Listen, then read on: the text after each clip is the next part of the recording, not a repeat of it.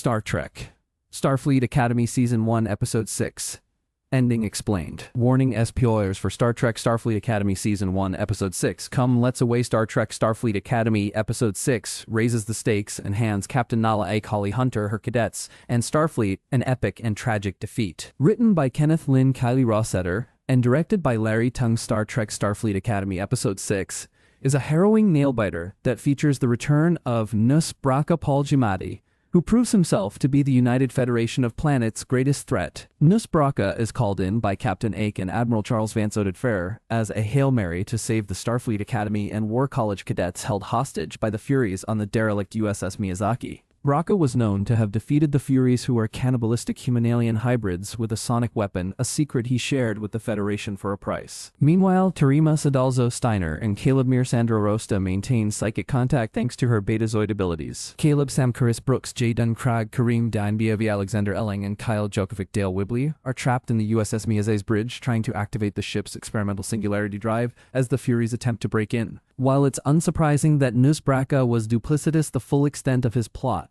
and the devastation the Venari Ral inflicted on Starfleet Academy was shocking. What was meant to be a routine training mission for the War College and Starfleet Academy's cadets turned into a lesson in loss and tragedy for every soul aboard the USS Athena and the Federation at large. Nus Braka's successful plan in Star Trek Starfleet Academy Episode 6 is multi-layered and steeped in his desire for revenge, and to prove he is better than Captain Ake and the Federation. Braka gave Nala and the Federation a black eye by playing them for fools by exploiting their trusting nature, even though Captain Ake and Admiral Vance never considered Nus anything less than a dangerous lowlife. Ultimately, Nus Braka's endgame was to attack a Federation space station, JY9 Alpha, that contained top-secret weaponry and technology. The station was guarded by the Intrepid-class USS Sargasso, but Braka manipulated the Federation to call it away and come to the USS Athena's aid. The Sargasso was then disabled by the Furies' cloaked ship, which the USS Athena then shot out of the sky, thanks to Genesis Life Bella Shepard detecting it past its invisibility screen. Darum Ramey George Hawkins also broke the secret coded message between Nus Braka and the Venari Ral,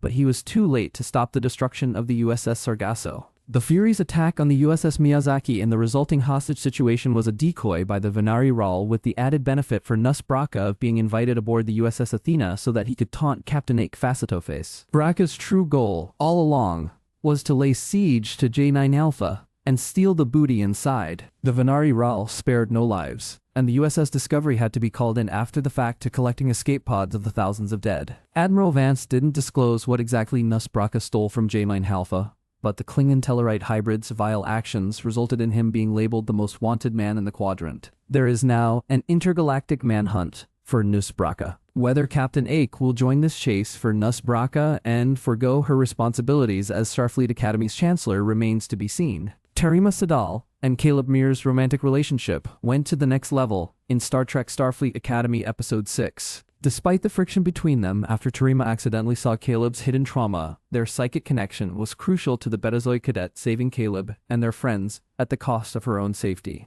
Thanks to Terima being able to get inside Caleb's head, she was able to deliver Chancellor Kaurek's Raul Baneja plan to activate the USS Miyazaki's singularity drive from the bridge, which would disrupt the Furies' jamming field to allow the USS Athena to beam the cadets out. Terima risked her own life by tearing out the neural inhibitor that capped her overwhelming psychic powers. Terima unleashed her full Betazoid powers, emitting both a psychic and sonic blast wave that killed all of the Furies. When the Furies broke into the USS Miyazaki's bridge, Terima and Caleb were in her psychic safe place. To save Caleb and their friends, Terima unleashed her full Betazoid powers, emitting a psychic sonic blast wave that killed all of the Furies. The sheer power Terima let loose sent her into a coma. Terima's brother, Okam Sadal Romeo Carrere, also revealed that Terima losing control of her powers as a child is why her father, President Emran Sadal Anthony Natale, is deaf. What happens next to Terima, whether she will come out of her coma, and how Caleb will react to this tragedy remains to be seen.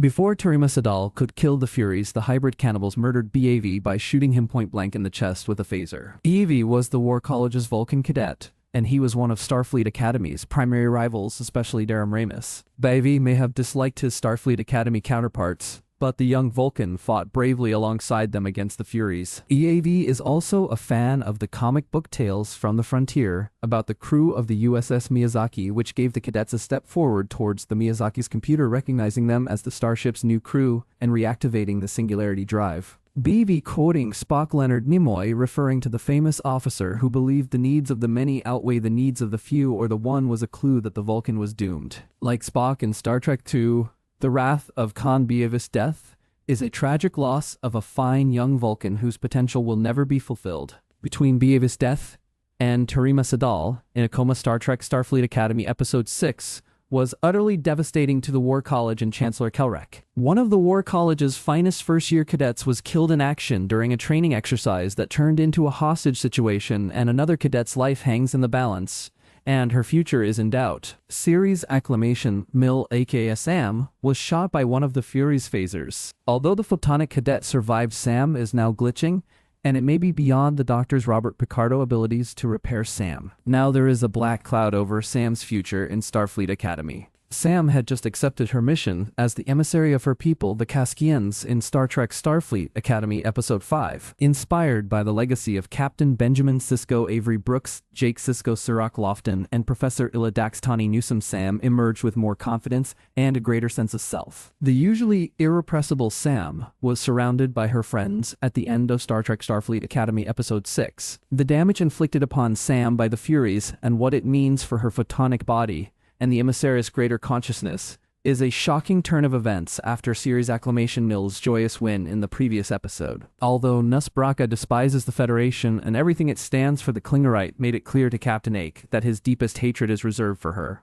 Braka savagely dissected Starfleet Academy's half-lanthanite chancellor, poking at her hidden regrets over the death of her son because of the burn, and revealing that Nala prioritized her duty over possibly saving his life. Interestingly, Braka spoke about his father, who was a criminal who also hated the Federation, and passed this enmity to Nus. However, Braka's grudge with Captain Ake is personal, stemming from Nala sending him to a Federation prison 15 years earlier, which brought Caleb Mir and his mother Anisha Mir Tatiana Maslany into their lives. Star Trek Starfleet Academy Episode 6 feels like a mid-season finale. Nus Braka stole a secret weapon to exact revenge on the Federation, but he promised a special gift specifically for Captain Ake. The gripping next-level Star Trek Starfleet Academy Episode 6 feels like a mid-season finale that kicks off the back half and endgame of Season 1. It's also a riveting showcase of Academy Award caliber acting by powerhouses Holly Hunter and Paul Giamatti.